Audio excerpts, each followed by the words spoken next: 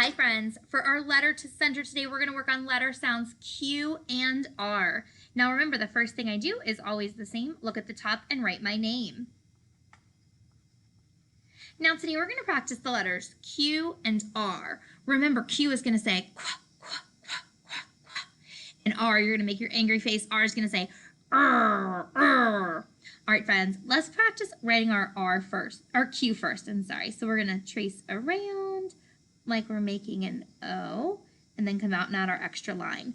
For a Q, I'm going to make that magic C, and then when I come down, Q is going to be a letter that falls. I'm going to come down and around and make my hook. All right, now R, I'm going to go straight line down, frog jump back to the top, come around, and then I'm going to kick it out just like I do for a K.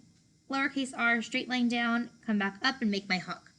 All right, friends, let's look at our pictures on the side. We have raccoon, queen, ring, question mark, rocket, quilt, rake, quail.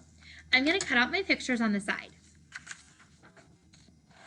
So I'm neatly cutting, and I'm going to cut off that first one. That first one is a picture of a raccoon. Raccoon.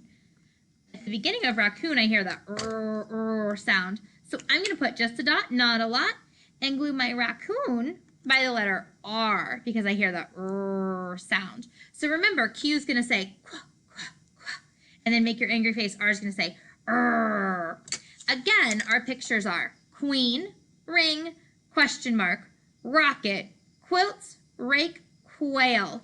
Remember when you're coloring not to color too dark and try to stay inside of the lines. I will see you during writing time.